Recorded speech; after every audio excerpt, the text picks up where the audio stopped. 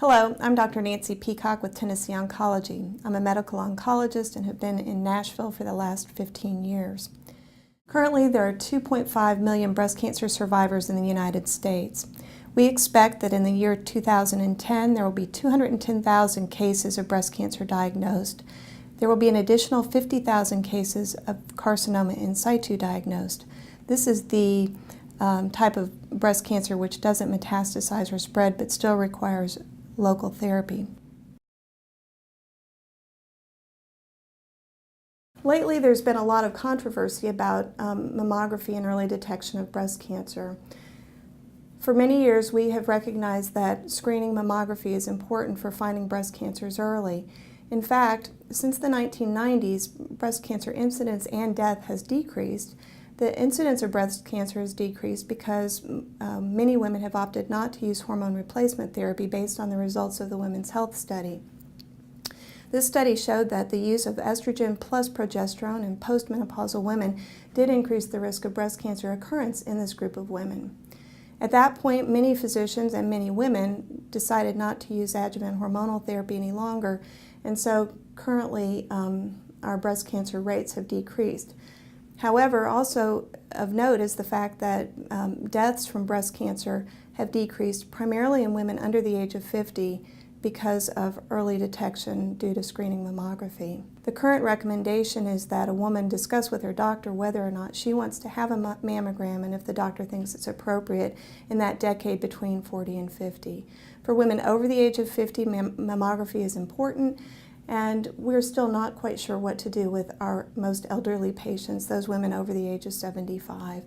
The recommended standard at this time is for those women to continue with annual mammography, but even this is being examined more closely. Currently, breast MRI is not appropriate as a screening tool, but it's very helpful as a diagnostic tool. We also utilize a technique called ultrasound to help us clear up questions when an abnormality is found on mammogram, or when there's a palpable breast lump and nothing is found on mammogram. It's important to remember that not all cancers are discovered on mammogram, and if you have a breast lump, if a woman feels something in her breast, it's important to get that evaluated, even if the mammogram says everything is fine. The goals of treatment for breast cancer are myriad, but primarily we want to provide the best treatment, the most effective treatment with the fewest side effects. When we're talking about treatments, it's important to distinguish whether or not we're giving adjuvant therapy, that means post-surgical therapy, in an attempt to reduce the risk of breast cancer recurring, or we're talking about treatments for metastatic disease. That is, when breast cancer has already spread outside the breast and adjacent lymph nodes, and when we need treatments that help delay death and prevent symptoms from metastatic breast cancer. Currently, we know that estrogen receptor and progesterone receptor evaluations are important for helping us determine candidates for endocrine therapies. We have also learned that the use of a marker called HER2/neu helps us select out patients which will benefit from a life-saving therapy in the adjuvant setting called Herceptin. We also understand that women with triple-negative breast cancer may need more aggressive therapy early on in the adjuvant setting. This group of patients can be cured with adjuvant chemotherapy, but when they relapse, their cancers tend to relapse early, and they tend to progress very quickly with our standard therapies. We're really working very hard to find new therapies that may help these patients more than what we've ever experienced before. In this special group of triple-negative breast cancer patients, we have several trials going on in the metastatic setting. There's an exciting new agent called a PARP inhibitor that may actually result in very good long-term outcomes for these patients.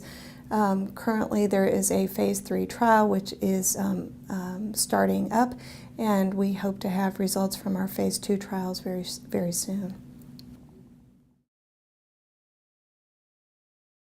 Oftentimes when I talk to my patients about participation in clinical trials, they may answer with a statement back that tells me they don't want to be a guinea pig. They want the most effective therapy there is. I have to tell them we don't have the most effective therapy there is. We still can't cure metastatic breast cancer.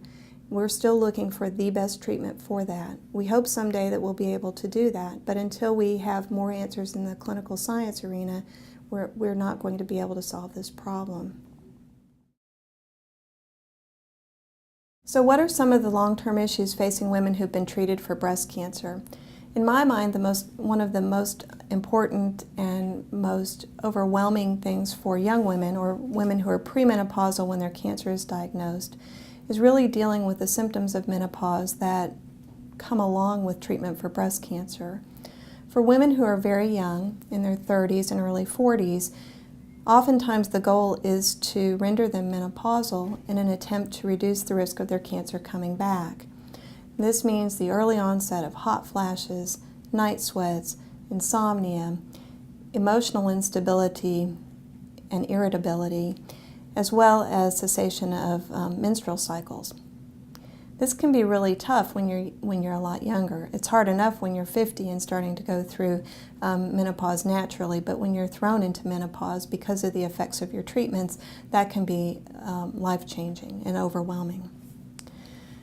Currently, we know that using estrogen in women who are suffering from symptoms of menopause related to their breast cancer treatment is just not something we want to entertain. We know that using estrogen for women who have endocrine-sensitive tumors will often cause a recurrence of their cancer. Unfortunately, we have not been able to identify what that risk actually is, and so we can't tell women that if they use a preparation that has a hormone in it, that they may have a 1% risk or a 5% risk or a 10% risk of their cancer coming back, because we just don't have those trials. I realize this sounds a lot like common sense, but managing your diet and exercise is really one of the best ways to manage menopausal symptoms such as hot flashes and problems with insomnia. We've learned that regular exercise, 30 minutes to an hour a day, 5 days a week at least, helps to decrease hot flashes. Many women have found this strategy helpful. You don't have to train for a marathon, but regular walking, swimming, or bike riding may help quite a bit with the management of these symptoms.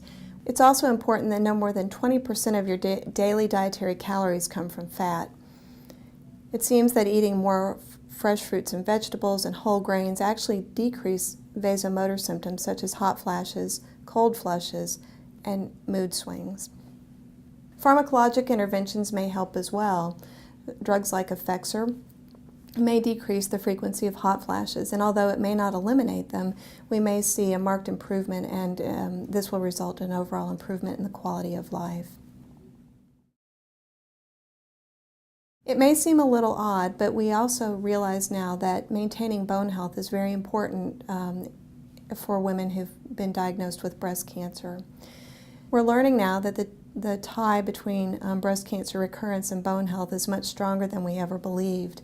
We feel that it's important to maintain normal bone health because this may, in fact, prevent or cause resistance of micrometastases from setting up shop, so to speak, in the bone marrow.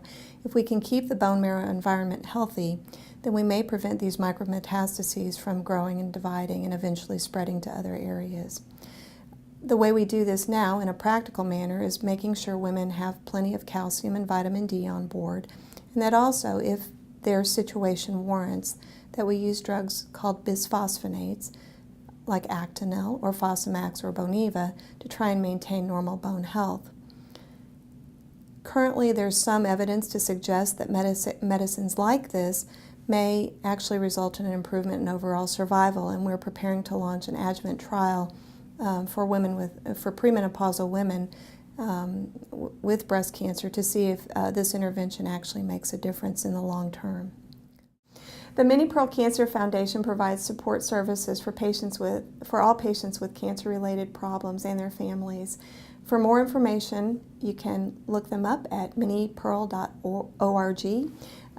There will be valuable resources for nutrition, for social support, and also valuable clinical trial information.